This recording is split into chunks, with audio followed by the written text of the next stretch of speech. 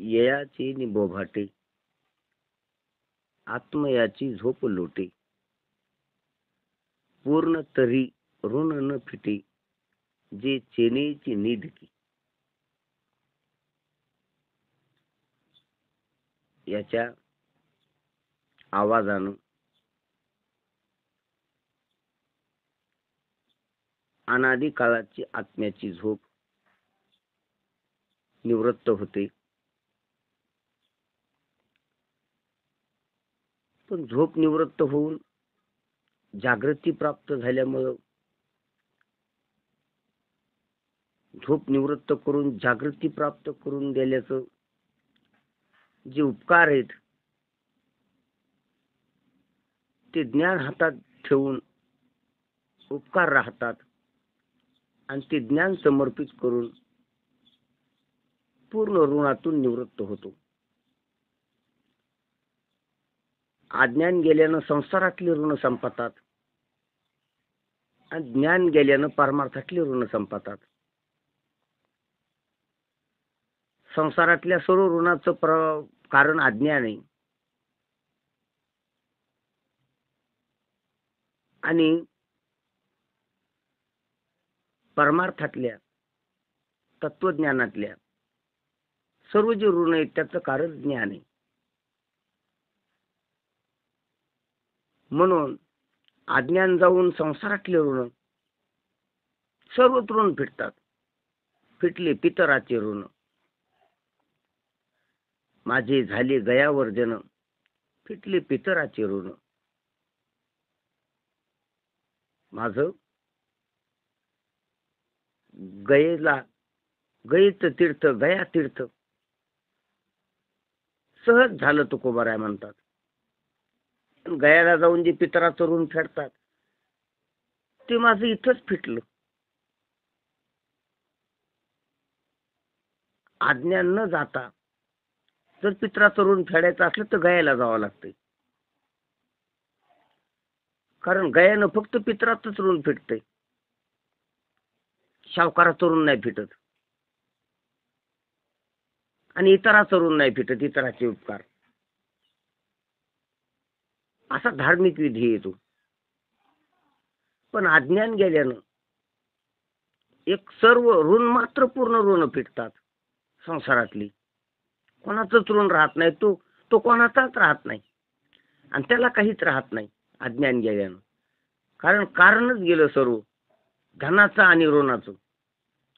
तो धनी राहत नाही, ऋणी राहत नाही अज्ञान गेल्याला. अज्ञान असल्याला कोणी धनी कोणी ऋणी, आणि अज्ञान गेले की धनाचं आणि ऋणाचं मूळच पटलं. म्हणून तो प्लस बी नाही व्यवहारात, मायनस बी नाही. प्लस मायनस दोन्ही गेली, व्यवहारच गेला. व्यवहारात असतील प्लस मायनस संसारात, आणि तो संसारच गेला, संसाराचं कारणच गेल्यामुळं. म्हणून ज्ञानाच्या येण्यानं अज्ञान जातं, अज्ञानाच्या जाण्यानं संसारातली ऋण सर्व परिपूर्ण फिरतात. त्याचे सर्व कर्म, त्याची सर्व हेवी दावी, त्याची सर्व पाप पुण्य, त्याची सर्व क्रियामान, सर्व संचित कर्म, सर्व कर्माच्या गाठी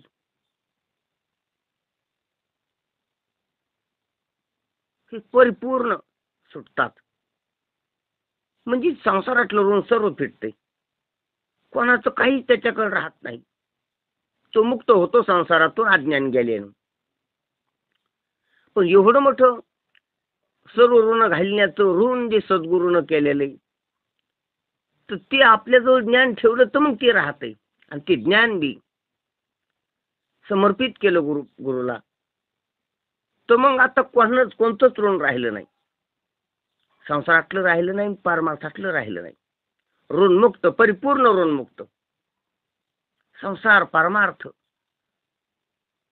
दोन्ही ऋणातून मुक्त, दोन्हीतून मुक्त. अगोदर संसारात बद्ध असतो, संसारातून मुक्त व्हायसाठी परमार्थात बद्ध व्हावं लागते.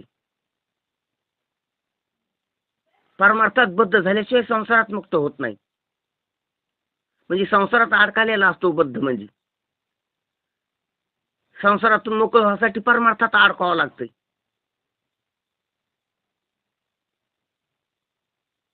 स्वरूपात मिठी मारून स्वरूपाच्या ठिकाणी प्राप्त होऊन त्या ज्ञानाच्या अडकण्यापासून बी सुटका.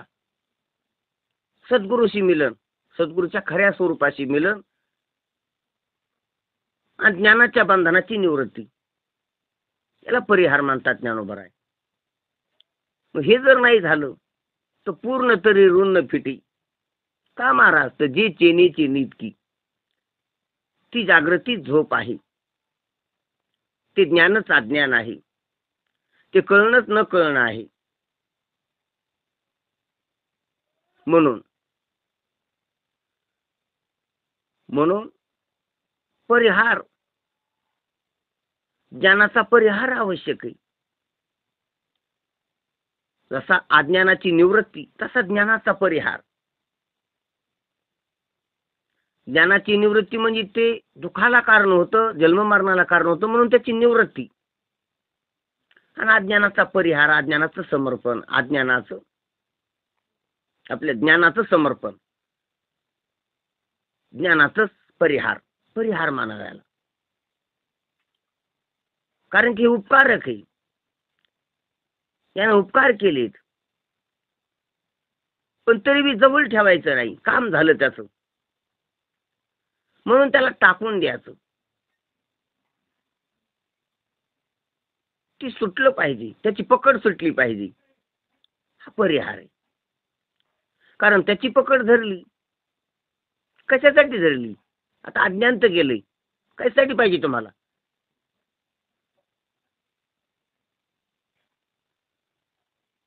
म्हणून ते सुद्धा भेदाला कारण होईल, ते सुद्धा अहंकाराला कारण होईल, ते सुद्धा बंधाला कारण होईल.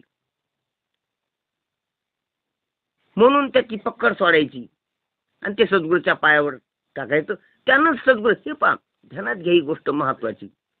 सद्गुरूची पूजा करायला दुसरं काहीच राहत नाही शिष्याकडं. सद्गुरूपाशी गेले की संसार जातो.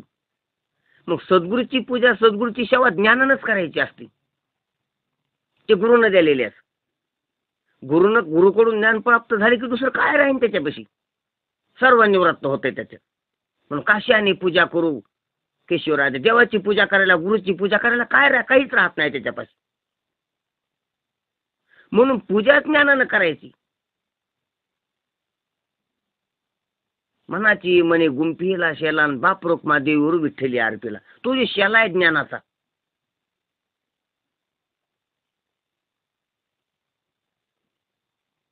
तो चमकदार शेला, तो शोभायमान शेला. तो शेला डोक्यात नाही घालून मिळवायचा, तो गळ्यात नाही घालून मिळवायचा. तो गुंफेला जो घोष आहे, जो गुच्छ आहे फुलाचा चांगल्या, तो देवापाशी समर्पित करायचा आहे. म्हण हा मोगरा अर्पून ईश्वरा, पुनरपी संसारा येणे नाही. त्याला मोगरा दुर्गंधित नाही, सुगंधित आहे. पण ते सुगंधित जे चांगलं आहे ते देवाला अर्पण, जे चांगलं आहे ते गुरुला अर्पण. गुरुपाशी गेल्यावर, देवापाशी गेल्यावर वांगलं तर राहतच नसते. म्हणजे चांगलं आहे ते अर्पण. तसं यथार्थ ज्ञान बर्व ज्ञान आहे. ते ज्ञान पैगा बरवी. पण बर्व आहे ना, मग त्यानं बरव्याची पूजा करायची. बरव्यानं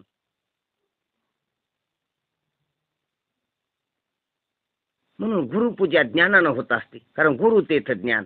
गुरुपाशी अज्ञान नसते आणि गुरु जवळ जाणारापाशी अज्ञान नसते. मग गुरुची पूजा ज्ञानानंच होत असते. गुरुचं भजन ज्ञानीच करीत असतो.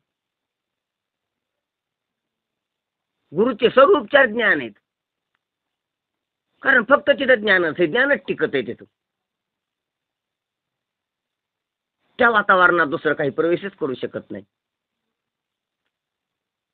म्हणून ज्ञानानं गुरुची पूजा, गुरुची सेवा, गुरुचं भजन, गुरुचं स्तवन, गुरुची भक्ती. बोलायचं कोणला?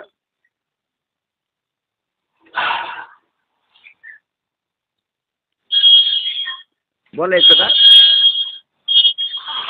निर्मला ताई, आपला हात वरती आहे, म्यूट ओपन झालाय, तो बंद करा. हा, धन्यवाद. चला बोला हो महाराज.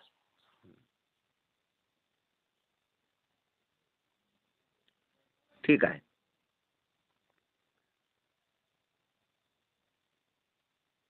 म्हणून ज्ञानानं गुरुची पूजा आहे ही. वाचारून परिहार. चांगलं टाकून द्यायचं नाही, ते उपयोगात आणायचं. अज्ञान टाकून दिलं, अज्ञानाची निवृत्ती आहे, ज्ञानाचा उपयोग आहे. म्हणून परिहार आहे, अज्ञानाचा परिहार नाही. अज्ञानाची निवृत्ती, त्याला टाकून द्यायचं, ते गेलं पाहिजे. त्यांना द्या. आपण देवाच्या पूजाला नेलेलं जे काही पात्र आहे, जे तामन आहे, ते बी संपत आहे.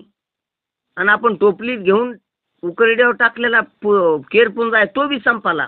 दोन्हीच्या टाकण्या, दोन्हीच्या याचा उपयोग करून संपलं. पूजा आरतीचं ताट उपयोग करून संपत आहे. आणि केरपुंजा टोपलीतला टाकून देऊन साफसफाई करून येत असतो तो.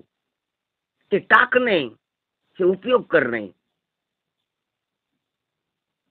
त्याप्रमाणे अज्ञान टाकायचं, अज्ञानाची निवृत्ती ज्ञानाचा परिहार आहे.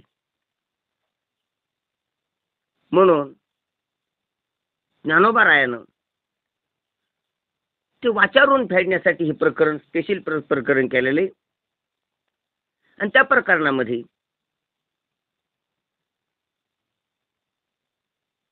गुरु शिष्याला जे विचारतेत आणि सांगतेत, सांगतेत बिन विचारतेत बी गुरु. शिष्य विचारतो, सांगत नाही. गुरु सांगतेत आणि पुन्हा विचारतेत. गुरुचं दुहेरी बोलणं आहे, शिष्याचं एकेरी. शिष्य विचारतो आणि ऐकतो. गुरु सांगतात आणि विचारतात, विचारून पुन्हा सांगतात. म्हणून शिष्य विचारतो,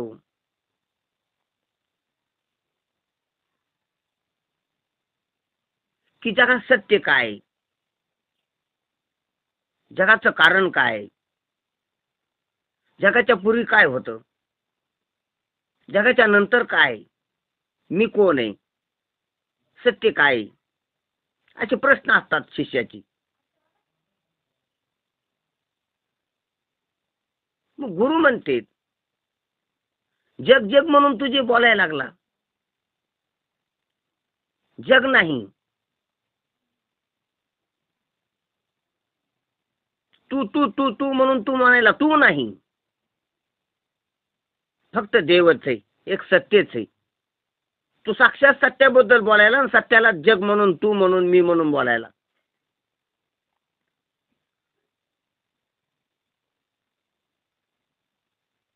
तर शिष्य विचारतो की जग नाही आणि सत्य हे कशाहून.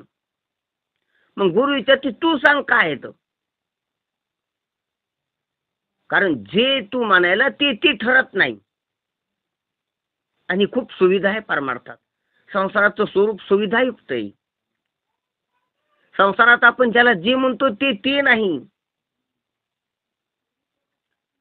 संसार तत्वाकडे नेणार आहे. म्हणून संसार उपकार खै विवेकावाल्याला.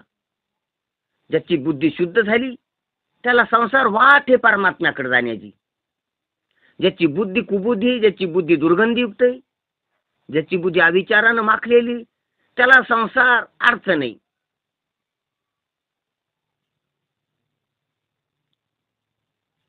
म्हणून पहा तुम्ही संसाराचं स्वरूप. काही बी पदार्थ घ्या, आपण फक्त विवेक करीत नाहीत म्हणून तिथं थांबतो. विवेक केला की ते कोणतं घोलं पाखरू जसं तिकडे नेत असतं ते, तसा संसार आपल्याला परमात्म्याकडे घेऊन जातोय विवेकावाण्याला. त्याला विवेकाची पंख आहेत. त्याला काही बी पहा, ते ते ठरत नाही. जे जे म्हणतो, जे जी ज्याच्यावर जी कल्पना केली ते ते ठरत नाही. जेथे जेवठी तया ते हाते खुंटी खाजणी भाजणी तुका साक्षी उरला दोन्ही. तुकोबाराच्या अभंगामध्ये म्हणतात की जे जिथं दिसायलं ते तिथं नाही ठरत ते विवेकवानाला. अविवेकी तिथंच बसतो, तिथंच आरूढ राहतो. ध्यानात घ्या. घर आहे, उदाहरणाला घेऊ आपण. घर ठरत नाही, भिंती ठरतात. पहा डोळे उघडून भिंती, घर, चार भिंतीवर केलेली कल्पना आहे घराची. भिंती आहेत उघड उघड. बरं भिंती पहा, भिंती नाहीत, माती. सिमेंटच्या रूपात असन, मातीच्या रूपात असन, विटाच्या रूपात असन, खडीच्या रूपात असन, वाळूच्या रूपात असन, इंगळच्या रूपात असन, सळ्याच्या रूपात असन, सल्ल्याच्या. माती. मग तुम्ही भिंतीलाच घर म्हणले, मातीलाच भिंती म्हटली. पुढं चाललंय घर माहेराला चाललंय, घर निरंजनाकडे चाललंय, विवेकवानाला.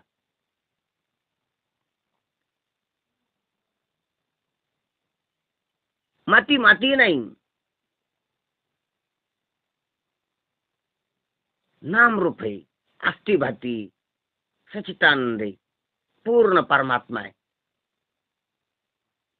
सहज विचार केला तशी विचारिता निरसली.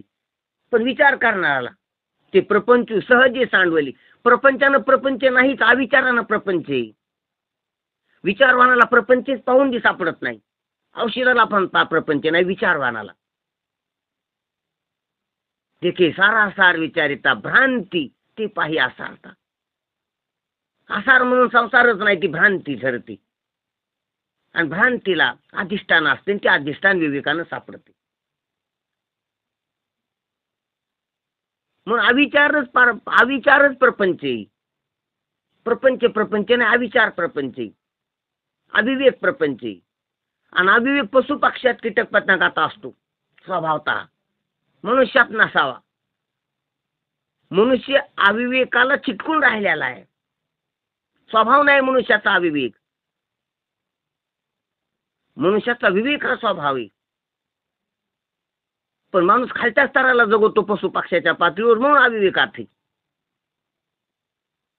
त्याचा मनुष्याला संसारच राहू नये अशी तरतूद आहे ईश्वराची, अशी नीती.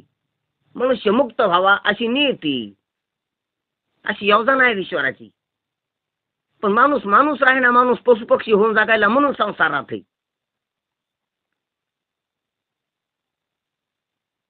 म्हणून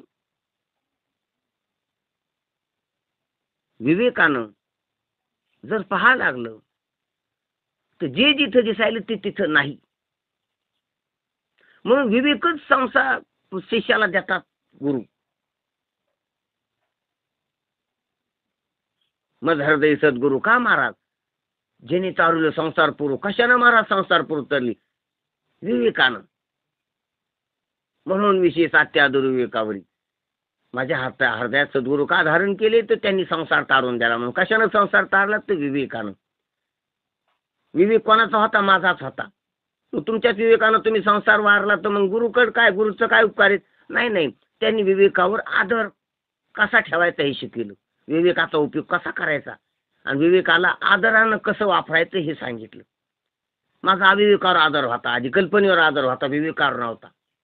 कल्पनेवरला आदर विवेकावर आरूढ करण्याचं काम सद्गुरूनं केले. मी आधी कल्पनेवर जागा होतो, विवेकावर नव्हतो. सद्गुरूच्या आधी कल्पनेवर जागा असतो. सद्गुरू कल्पनेवर उठीते तर विवेकावर बसते. आणि विवेकानं पाहिले की संसारच नाही, राहत नाही असो. म्हणून कुठेही संसार, कुठेही जग, परमात्मा आहे.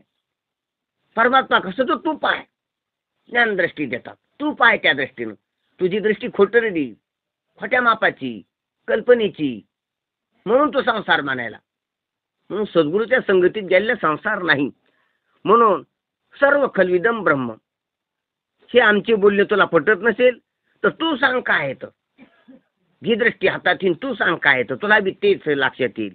आहे तेच आहे ते पाय. जसं आहे तसं पाय. कसंची कसं पाहू नको. हरीची दासा हरीचाही दिशा. का तर जसा आहे तसा पाहणाराला तर हा दिशेला हरीच आहे. कसंची कसं पाहणाराला जग दिसते एक दिशेला म्हणजे परिच्छिन्न. आणि जसंही तसं पाहणाराला अपरिच्छिन्न अखंड परमात्माच लक्षात येतो. म्हणून सर्वम खल्विनम ब्रह्म. हे आमचे बोलणे तुला पटत नसेल तर तू सांग काय आहे तर. बाप दाखव नाही तर श्राद्ध घाल. वस्तू तत्व दाखव नाही तर श्राद्ध घाल. त्यांना दिशा आपण दोन्ही बाजू आपल्यात धरतो. बाप दाखवित नाहीत तर श्राद्ध घालीत नाहीत.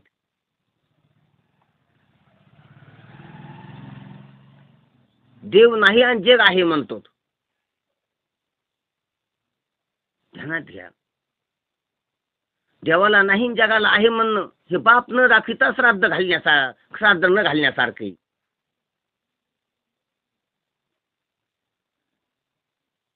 म्हणून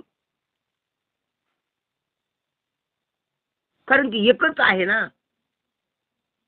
मग तुम्ही त्यालाच जग म्हणायला लागले. तुमचं डोकं फिरलं, तुमची बुद्धी फिरली, तुमची बुद्धी भ्रष्ट झाली, अविचारानं माखली म्हणून असं वाटायले. वास्तविक तेच तत्व आहे. जी दोरी त्या दोरीला तुम्ही साप म्हणायला लागली. असं स्पष्ट बोलणं सार गोष्ट कल्पितामध्ये. म्हणून कशामुळं तुम्ही म्हणायला लागले तर तुम्हाला तुमच्या स्वरूपाचं तुम्हाला सत्याचं अज्ञान आहे. म्हणून कशामुळे अज्ञान महाराज तुम्ही असं म्हणाले युक्तीच बोलायली म्हणून. म्हणून तीच गोष्ट सांगायली. सार गोष्ट कल्पितामध्ये कार्यावरून कारणाची कल्पना करावी लागते. या कल्पित जगात कल्पिताचा अनुभव येताना कल्पिताच्या प्रतीतीत कार्यावरून कारणाची कल्पना करावी लागते. कार्यावरून कारणाची कल्पना. कारणाकडून कार्य नसते. कार्याकडून कारणाची कल्पना करावी लागते कल्पित गोष्टीमध्ये कल्पित अनुभूतीमध्ये. आणि जगाची सर्व कल्पितच अनुभूती म्हणून कार्याकडून कारणाची कल्पना आहे. तुमच्या बोलण्यावरून ब्रह्मज्ञान त्याचं यथार्थ स्वरूप सांगायले गुरुजी. तुम्ही जे काही अवास्तव बोलायले त्यामुळे तुम्ही भ्रांत ज्ञानी ब्रह्मज्ञानी आहेत हे ठरावं लागते. तुमच्या बोलण्यावरून ब्रह्मज्ञान व ब्रह्मज्ञानावरून अज्ञान तुमच्या ठिकाणी मानावं लागतंय आणि तुम्हाला बी स्वीकारावं लागतंय. असं गुरुजीची भाषा आहे. बोलण्यावरून अज्ञान आणि बोलण्यावरून ब्रह्मज्ञान आणि ब्रह्मज्ञानावरून अज्ञान दोन टप्पे ते लक्षातच आली पाहिजे. ब्रह्मज्ञानावरून आपल्या बोलण्यावरून ब्रह्मज्ञान. सर्प सर्प सर्प म्हणायला अरे असं कसं बाबा सर्प म्हणायला. मग त्याच्या बोलण्याचा अर्थ लक्षात घ्यायचा की नक्कीच याला सर्पाची भ्रांती. सर्प नाही तर कुठंच परिसरात सर्प नाही तो सर्प म्हणायला लागला त्याला सर्पाचा भ्रम झालेला आहे. मग सर्पाचा भ्रम झाला पुढे त्याला दोरी दिसली पाहिजे.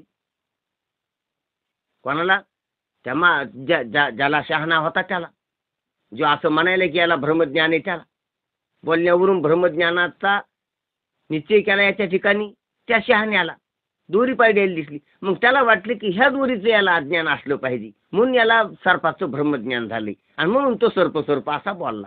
बोलण्यावर ब्रह्मज्ञान ब्रह्मज्ञानावर अज्ञान दोरीच्या स्वरूपाचं. ही तीन टप्पे अशी लक्षात आली पाहिजे. म्हणजे महाराज अज्ञानामुळे ब्रह्मज्ञान आणि ब्रह्मज्ञान झाल्यामुळे अज्ञान स्वीकारावं. अज्ञानामुळे भ्रम झाला आणि भ्रमामुळे तो जो बोलला किंवा त्यांनी जे पाहिलं त्याच्यावरून त्याचं अज्ञान स्वीकारावं लागते. हो हो नाही पण तुम्ही जे अगोदर बोललं ते नाही. अज्ञानामुळं ब्रह्मज्ञान इकडं असं नाही बोलायचं. कारण की आताच सांगितलं की कल्पितामध्ये कार्याहून कारणाची कल्पना टिकून नाही. टिकून जर इकडं मांडल्यावर अज्ञान आधी कशामुळं अज्ञानाला सत्ता कशामुळं तिकडून नाही ते इकडून पाहते. आपल्याला ज्या अर्थी तो सर्प मानला तर त्या म्हणण्याचा अर्थ काढायचा की त्या ठिकाणी ब्रह्मज्ञानी आणि तो ब्रह्मज्ञानी आहे. सर्प नसताना सर्प पाहतो म्हणजे त्याला दोरीच्या स्वरूपाचं अज्ञान आहे.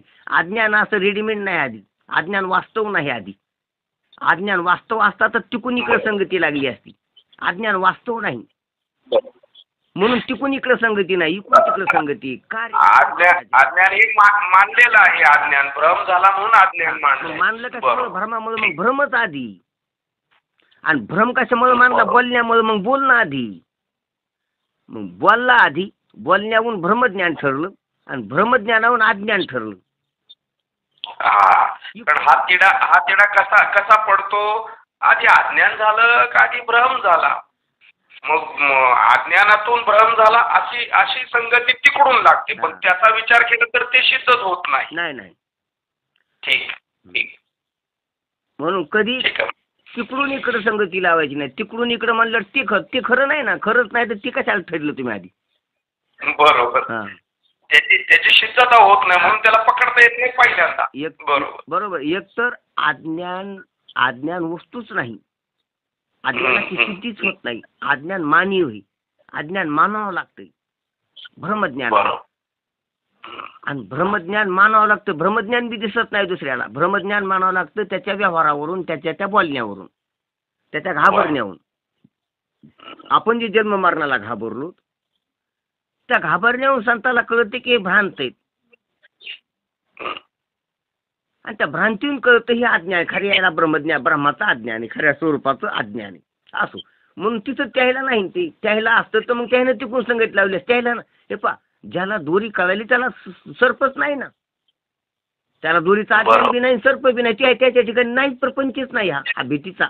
ही एक वर्माची गोष्ट लक्षात येते बरं का महाराज. आता आपण संगती लावताना आधी कसं म्हणत होतो? माया, म्हणजे तिकडून परत आकाश, हे सगळं उत्पत्तिक्रम. पण आपण इकडून जर गेलं म्हणजे त्याची जर सिद्धी करायची म्हटली, कारण माया धरायची म्हटलं तर ती सिद्धच होत नाही. त्यामुळे तिचा मेळ लावताना तिकडून न लावता इकडून लावला, म्हणजे भ्रमातून लावला, व्यवहारातून लावला किंवा बोलण्यातून लावला तर मग बरोबर आहे. बरोबर. इकडून या गेलं तर बरोबर लक्षात आले. म्हणजे हे एक नव्याने भूमिका समोर येते. म्हणजे समजण्यात असं होतं, जसं आता तुम्ही म्हटलं की ठीक आहे ते सुद्धा. तर सुरुवातीला अज्ञानातून भ्रमातून मग सगळा पुढचा व्यवहार किंवा पुढचं बोलणं. पण वास्तवात जर विचार केला तर भ्रमामुळे किंवा बोलण्यामुळे तिकडे जावं लागते, ते मानावं लागते. मानलेलंच आहे, नाहीतर त्याला स्वतंत्र अशी काही सत्ता नाही. या भूमिकेतून ती भूमिका क्लिअर होते. बरोबर महाराज. ठीक, धन्यवाद. हे पहा, परमार्थामध्ये, धर्मामध्ये, तत्वज्ञानामध्ये 2 अँगल असतात. एक परोक्षाचा आणि एक प्रत्यक्षाचा. हे जे बोलणे सर्व परोक्ष आहे. आधी माया होती, मायेपासून मग गुण झाले, गुणापासून भूत झाले, भूतापासून जग झालं. हे सर्व परोक्ष ज्ञान आहे. हे महात्म्याचं ऐकून महात्म्यानं इकडून तिकडं सांगितलं आणि ह्या परोक्षवाल्यानं तिकडून इकडं संगत लावली. तर तिकडून इकडं संगतीच नसते. पण ती परोक्ष रीतीनं अगोदर काही लक्षात घ्यायला, आपल्याला आवाक्यात यायला तत्वज्ञान यासाठी एक आपल्याला बोलतात आपण उजळणी करायसाठी. पण तिकडून इकडं संगतीच नाही. असो म्हणून, कारण की ती वस्तूच नाही ना. माया वस्तूच नाही ना.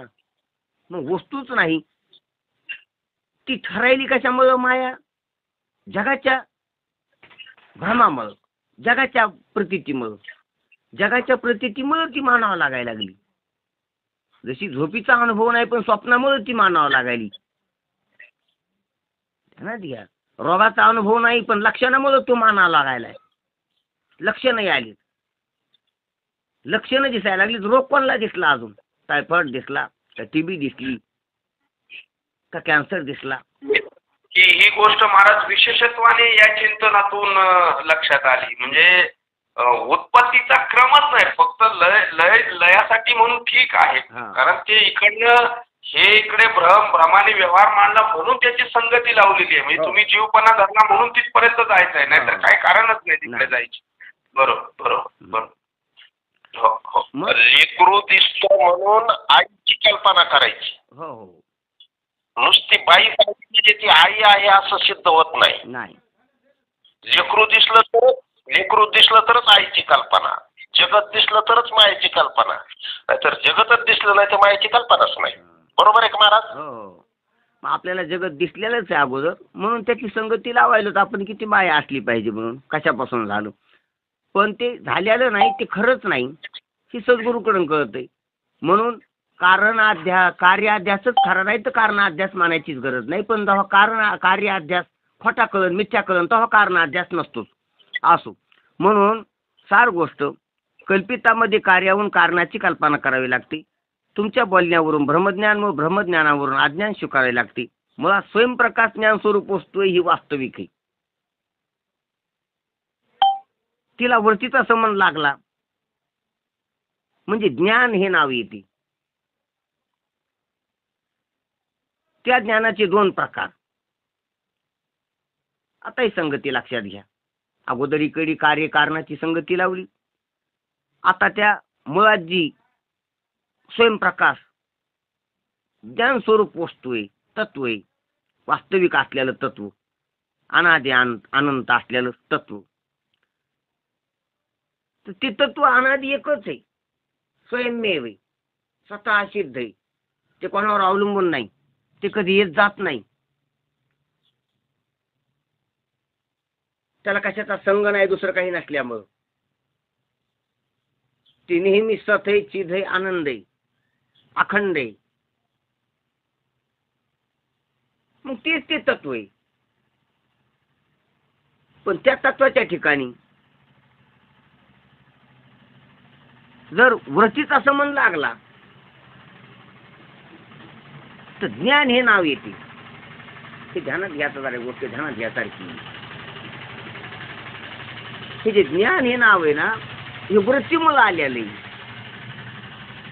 वृत्तीच्या संबंधानं त्या तत्वाच्या ठिकाणी ज्ञान ही परिभाषा निर्माण होते. ज्ञान नाही तिथं ज्ञान नाही, ते ज्ञान स्वरूप आहे.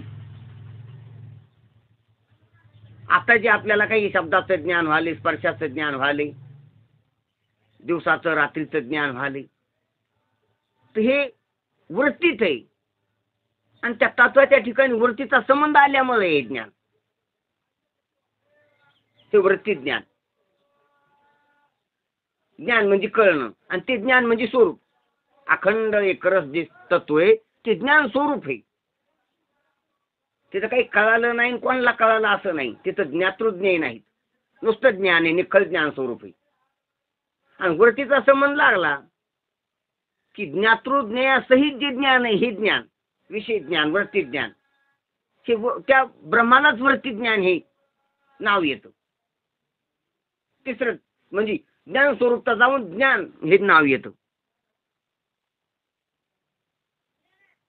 आणि त्या ज्ञानात प्रपंच आहे, त्या ज्ञानाला प्रपंच आहे, त्या ज्ञानाचा ज्ञेय प्रपंच आहे.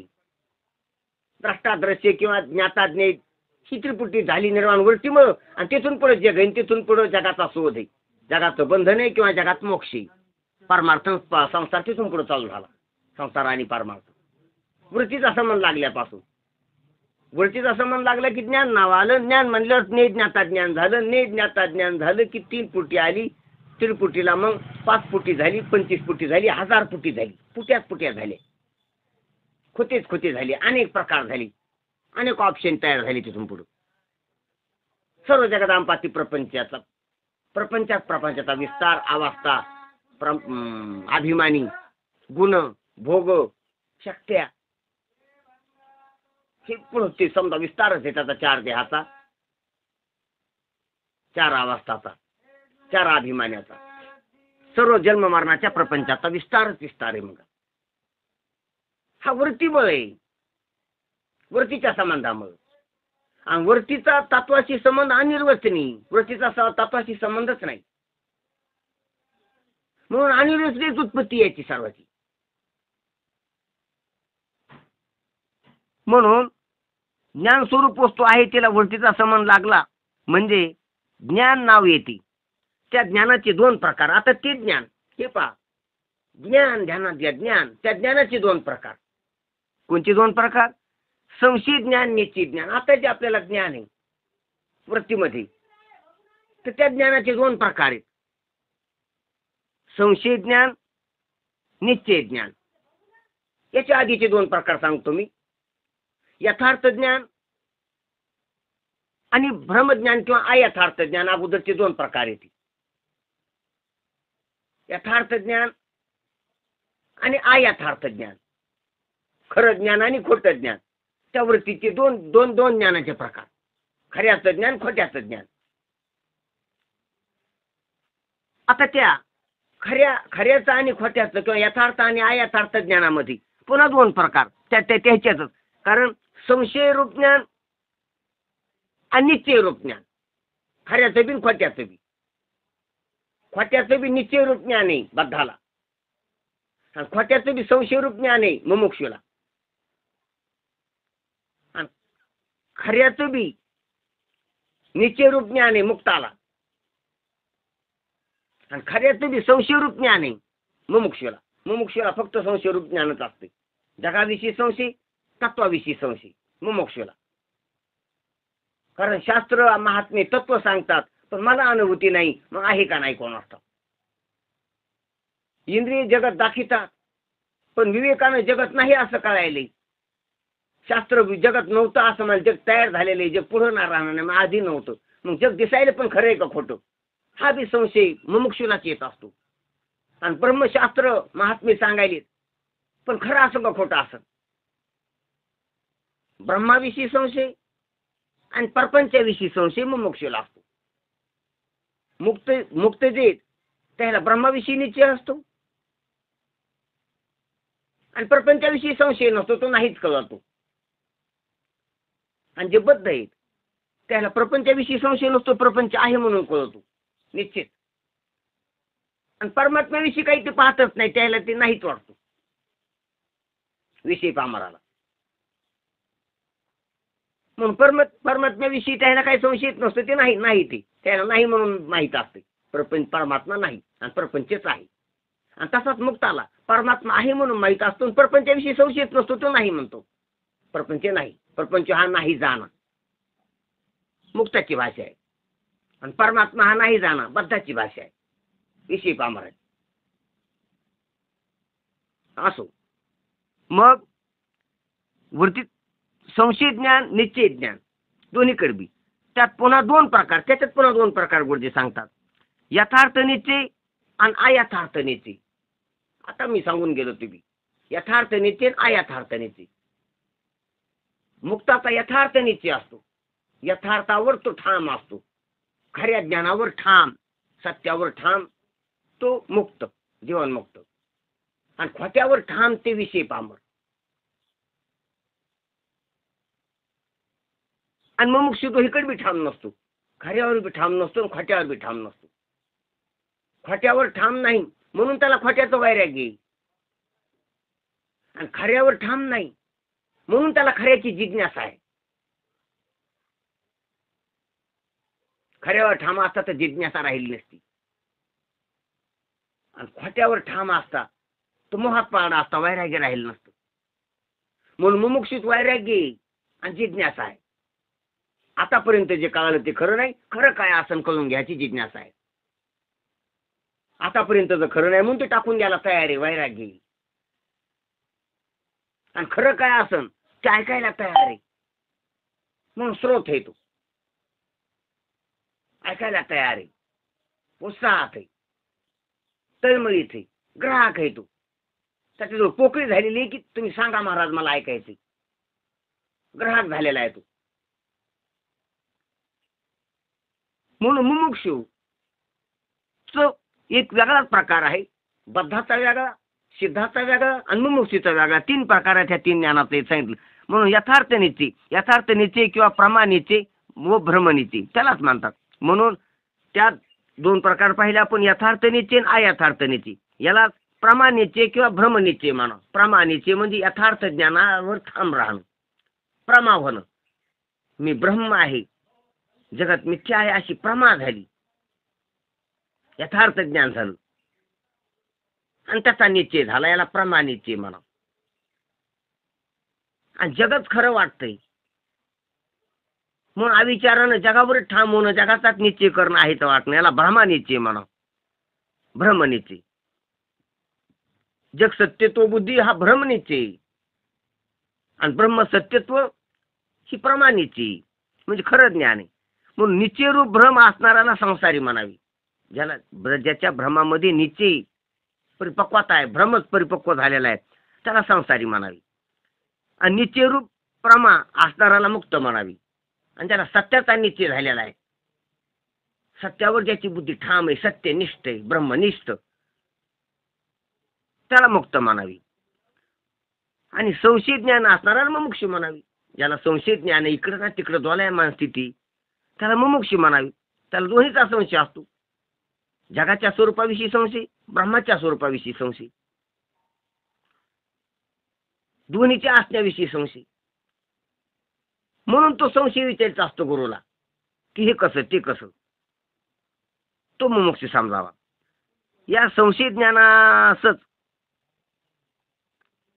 श्री गुरु महावाक्य उपदेश करतात. त्या संशय ज्ञानासच ते पा शिष्य नाही म्हणले इथं, संशय ज्ञान. गुरु म्हणजे यथार्थ निश्चित प्रमाण, आणि मुमुक्षु म्हणजे संशय ज्ञान, आणि विषय पामर म्हणजे भ्रमनिश्चय ज्ञान. ज्ञानच आहे ते, पण भ्रमनिश्चयाचं ज्ञान आहे. मुमुक्षु ज्ञानच आहे, पण संशयरूप ज्ञान आहे. आणि गुरु बी ज्ञानच आहेत, ज्ञानाशिवाय आहे काय, पण नित्यरूप प्रमा ज्ञान आहेत. तिन्ही बी वृत्त्यात आहेत, पण तिन्ही वृत्ती ज्ञान तीन प्रकारचे आहेत, वृत्त्यात आहेत. गुरुचं बी सवृत्तिगत जी नित्यरूप प्रमा आहे ती बी वृत्तिगतच ज्ञान आहे, वृत्तीच आहे.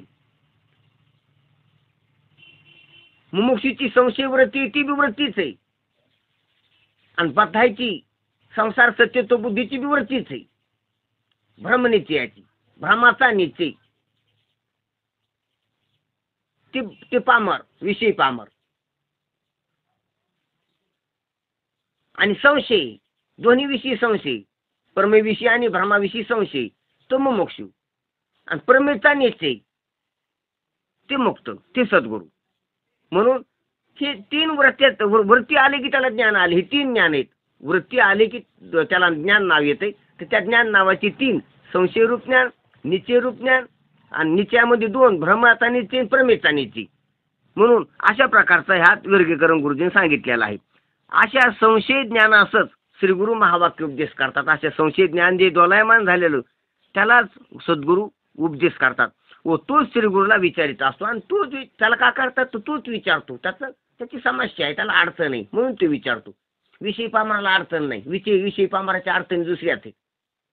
त्याला धन धान्य, संतान, मान, पद, प्रतिष्ठा भेटावात ह्या अडचणी त्याच्या.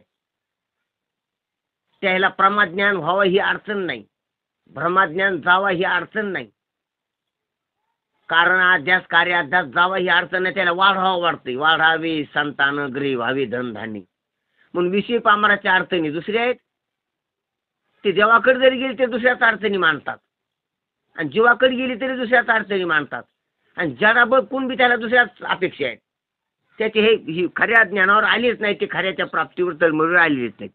म्हणून त्याला सांगायचा प्रश्नच नाही, ते विचारित नाहीत. आणि जे मुक्त आहेत ते विचारितच नाही, त्याला सांगायचा प्रश्न नाही, ते कळालेलंच आहे. म्हणून जे संशयरूप अशी ज्ञान आहे जो मुमुक्षू त्याला सांगत असतात, कारण तोच विचारित असतो. आणि नित्यरूप भ्रम किंवा संशय नित्यरूप प्रमा असणारी विचारित बी नाहीत, म्हणजे मुक्त विचारित नाही, म्हणून मुक्ताला सांगायची गरज नाही कोणाला. आणि जे बद्ध आहेत विषय पामर ते विचारित नाहीत हे प्रश्न, म्हणून त्याला सांगायची गरज नाही. म्हणून सांगायची गरज मुमुक्षू आहे, कारण तो विचारतो, त्याला समस्या आहे. म्हणून भ्रम न वाटणे याचे नाव भ्रम. तर भ्रम कशाला म्हणा, तर जोपर्यंत भ्रम वाटत नाही, भ्रमच सत्य वाटतो, त्यालाच भ्रम मानते. भ्रम वाटला की त्याचा भ्रम जातोच. ध्यानात घ्या, भ्रम कशाला म्हणा, भ्रम न वाटणं याचं नाव भ्रम, आणि भ्रम वाटणं याचं नाव प्रमा. प्रमा कशाला म्हणा, भ्रम कशाला म्हणा. भ्रम काळात भ्रम वाटत नसतो, यालाच भ्रम म्हणा. भ्रम न वाटणं याला भ्रम म्हणा. आणि जर भ्रम हे असं कळू लागलं तर त्याला प्रमा म्हणा, कारण प्रमेनं भ्रम कळतो, भ्रमानं भ्रम कळत नाही. म्हणून भ्रम न वाटणे याचेच नाव भ्रम. आणि भ्रम वाटला की त्याला त्याचा भ्रम जातो, त्याला प्रमा होत असते. प्रत्येकाला भ्रम आहे, हा भ्रम प्रत्येकाला आहे. जग सत्यत्वाचा, सत्य भिन्नत्वाचा, भ्रम प्रत्येकाला आहे. देहांका देह देह देहात्मबुद्धीचा हा प्रत्येकालाच आहे. प्रत्येक जीवाला प्रत्येकाला भ्रम आहे. प्रमेत व्यवहार होत नाही. यथार्थ ज्ञान झालं आणि यथार्थ दशा प्राप्त झाली की तिथे व्यवहार खुंटत असतो. म्हणून प्रमेत व्यवहार होत नाही. भ्रमात व्यवहार होत नाही. भ्रमात व्यवहार होत नाही आणि प्रमेत व्यवहार होत नाही. भ्रम न कळण्यात व्यवहार होत असतो. भ्रम न कळण्यात व्यवहार आहे. व्यवहार कुठे हे पहा. भ्रम न हे ध्यानात घ्या. प्रमेत व्यवहार नाही. यथार्थ ज्ञानात व्यवहार नाही. यथार्थ ज्ञानात व्यवहार नाही. यथार्थ ते प्रवेश झाला तिथं कुठे व्यवहार आहे. आणि भ्रमात परिपूर्ण घनदाट भ्रम आहे. तुम्ही कोंदेरीची वाढी वाढता प्रबळ असा भ्रम तिथं कुठे व्यवहार आहे. म्हणून विधेय मुक्तीत व्यवहार नाही कारण तिथं प्रमारूप झालाय. आणि झोपीत व्यवहार नाही तिथं प्राज्ञारूप झालाय. निखळ अज्ञान ती झोप आणि निखळ ज्ञान ती विधेय मुक्ती. दोन्हीत व्यवहार नाही. प्रमेत व्यवहार नाही. भ्रमात व्यवहार नाही. भ्रमाचं मूळ स्वरूप आहे झोप. झोपीत व्यवहार नाही आणि विधेय मुक्तीत व्यवहार नाही. तो व्यवहार कुठं होत असतो. तो व्यवहार होत असतो भ्रम न कळण्यात. जागृती स्वप्नात भ्रम असतो पण भ्रम कळत नाही. अविद्या असते पण अविद्या कळत नाही. मग तिथं व्यवहार चालू होतो. उठण्या बसण्याचा, जागण्या झोपण्याचा, जन्म मरणाचा, सुखादुखाचा, मानापमानाचा, कर्मा अकर्मा विकर्माचा काय काय जे व्यवहार असेल तो चालू होतो. चालू राहतो. म्हणून भ्रम न कळण्यात व्यवहार होत नाही. प्रमेत व्यवहार होत नाही. भ्रम न कळण्यात व्यवहार आहे. भ्रम नाही का हे पहा. व्यवहार म्हणजे आरळणं वरळणं. ध्यानात घ्या. दृष्टांतात पाहतो आपण. मग दोरी कळली म्हणजे प्रमा झाली. काही व्यवहार होत नाही. तो बोंबलत नाही, आरडत नाही, आपल्या वाटानं जातो. दोरी नाही कळाली तरी व्यवहार होत नाही. तो बोंबलत नाही, आरडत नाही, ओरडत नाही, घाम फुटत नाही, भय वाटत नाही. तो त्याच्या वाटानं जातो. दोरी कळणारा बी दोरी न कळणारा बी म्हणजे प्रमा आणि भ्रमा दोन्हीत बी व्यवहार नाही. भ्रम नाही कळाला. ध्यानात घ्या. मग व्यवहार होतो बोंबालण्याचा. म्हणजे ओरडतो कोण. ज्याला दोरी नाही कळाली असं बी नाही आणि ज्याला दोरी कळाली असं बी नाही तो ओरडतो. त्याला सर्प भ्रांती होत असते तो ओरडतो. साप म्हणून धावा धावा, पळा पळा, मारा मारा. व्यवहार तिथे. भ्रम न कळण्यात व्यवहार आहे. संशयात व्यवहार होत नाही. भ्रम निश्चित काळाला म्हणजे व्यवहार होतो. त्यात दोन प्रकार. पहा गुरुजी काय सांगायचे. संशयात व्यवहार होत नाही. हे पहा तुम्हाला काही गोष्टीचा संशय तिथे व्यवहार करीत नाही तुम्ही. व्यवहार होत नाही. एखाद्या माणसात संशय त्याला पैसे देता का तुम्ही. वाटालता तुम्ही कसं करावं काय करावं. संशयात व्यवहार होत नाही. आणि भ्रम निश्चित काळाला म्हणजे व्यवहार होतो. भ्रम निश्चित कळावा लागतो तेव्हा व्यवहार होतो. भ्रम त्याला हा निश्चित सर्पच आहे असं झाल्यामुळे तो वराडला. सर्पच या माझ्याकडे या लागलाय तसं मला मी मरण असं वाटलं म्हणजे भ्रम निश्चय झाला. त्या वेळेला व्यवहार झाला. त्याला संशय आला की सर्प आसन का दोरी आसन, सर्प आसन का दोरी आसन. तो बोंबलत नाही. तो त्याचा निर्णय घेतो. पाहतो प्रकाशाचा सहारा काढतो. काय आसन डोळे उघडून पाहतो. जरा डोळे फाडून पाहतो. निश्चिंतीनं पाहतो. निरामनीनं पाहतो. तो आधीच ओरडत नाही. त्याला कळालेच नाही पूर्ण. म्हणून भ्रम निश्चित काळाला म्हणजे व्यवहार होतो. त्याच्यात दोन. भ्रम निश्चित काळाला की निश्चित सर्पच आहे सापच आहे असं वाटलं की मग तिथे व्यवहार होतो वळण्याचा. तसं जगतच आहे असं जर कळालं की जग सत्यच आहे तर मग तो व्यवहाराला लागतो. तिथे व्यवहार होत असतो. सत्यत्व निश्चय जगाचा व्यवहार. सत्यत्व निश्चयात जगाचा व्यवहार चालत आहे. जगाचा जो व्यवहार चालला जगदांपाती हा सत्यत्व निश्चयात आहे. जग खरं आहे असं ठाम झालं आपण ह्या बेशिकवर. म्हणून व्यवहाराला लागलेलो आहे.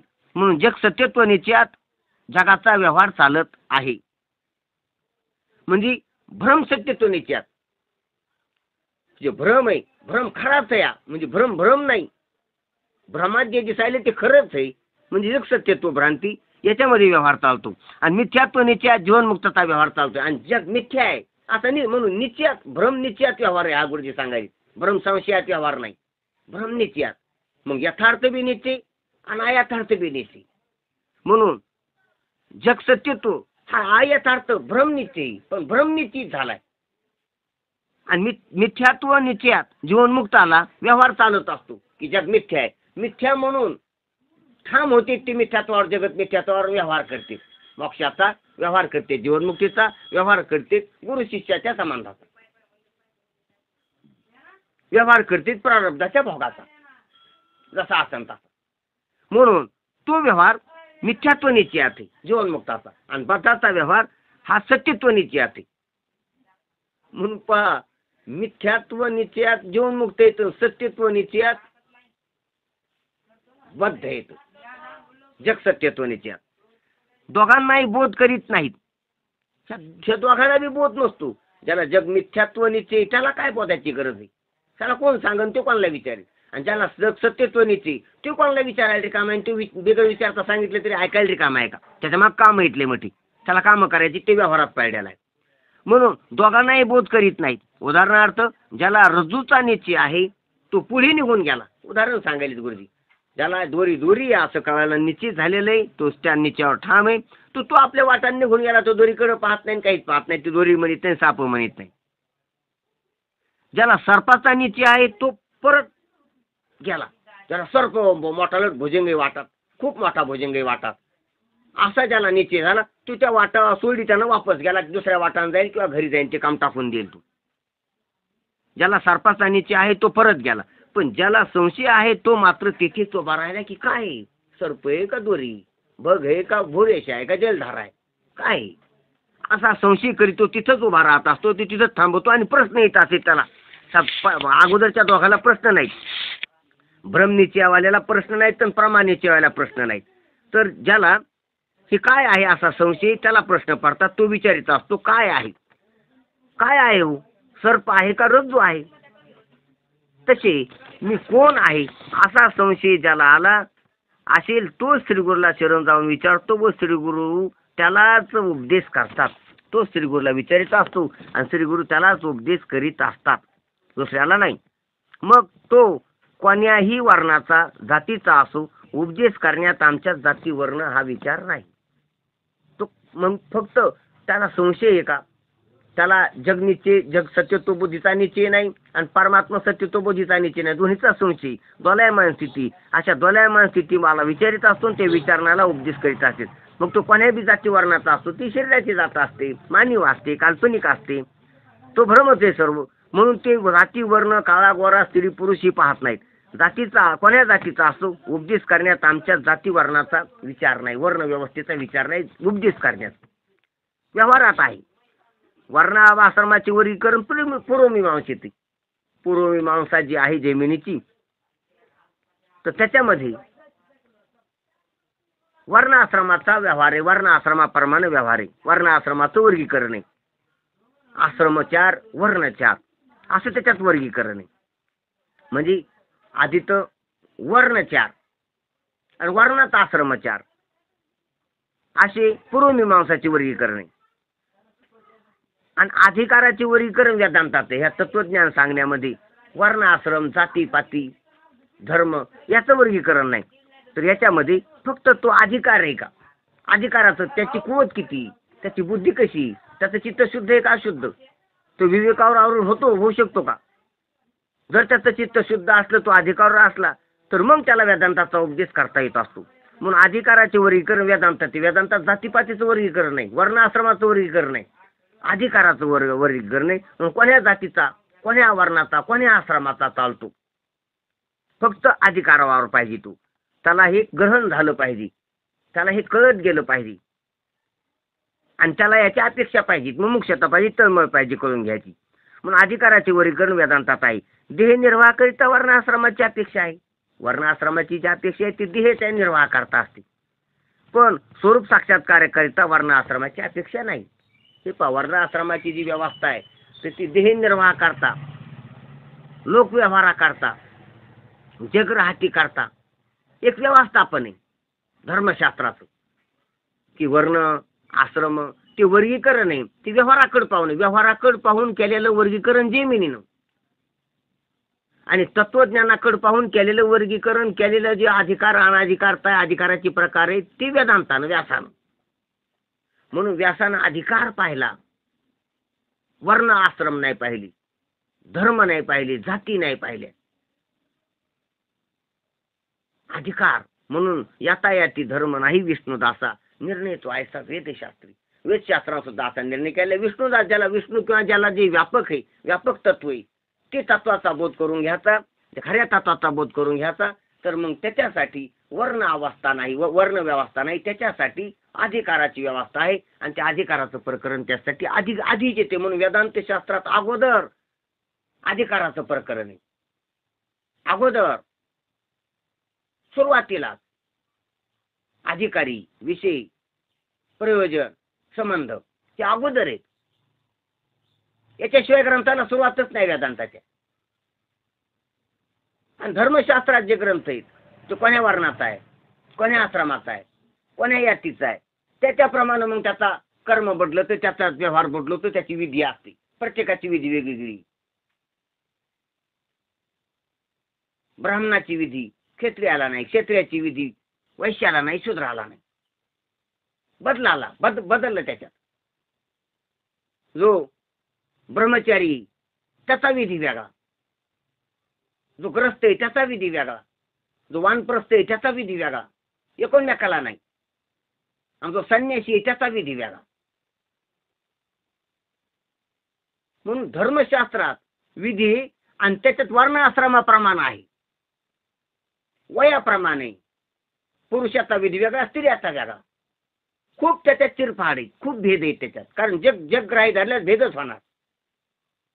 आणि वेदांतानं जगग्राही धरलं नाही, जगाकडे पाहून त्याचा व्यवहार नाही, जगाकडे पाहून बोलत नाही, ती देवाकडे पाहून बोलते. म्हणून देव कळायची कुवत आहे का हे पाहते ती. हे ज्ञान झेपत का, हे झेपत असलं तर सांगतील. म्हणून अधिकार पाहते.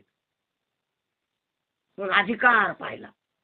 ज्याला अधिकार आहे त्यांनी ऐकलं, त्यांनी विचारलं, त्याला कळालं, त्याचं परिपूर्ण झाली. अधिकारी येथे घेती कसवटी, परीक्षावंता दृष्टी रत्न देशी. तुकोबाराय म्हणतात अधिकारी येथे कसवटी घेतात, कष्ट लावून घेतात. हे तत्व, हे ज्ञान. आणि परीक्षावंता जवळ जसं हातात रत्न यावं, परीक्षावंताच्या हातात आलेलं रत्न त्यानं ओळखाव, तसं अधिकारी हे ज्ञान ऐकतात आणि हस्तगत होतं रत्नासारखं. ते ओळखतात की हेच ते रत्न आहे, तेच हे. त्याला प्रतिभिज्ञा होती की तेच मी. आणि मग ते ओळखून पारखून घेतात. अधिकारी येथे घेती कसवटी, परीक्षावंता दृष्टी रत्न देशी. तुका म्हणे काय आंधळे हाती दिले देशी, मोती वाया जाय. म्हणून असो याप्रमाणे अधिकार पर्वती सांगतात. म्हणून अधिकाराचं प्रकरण येतं.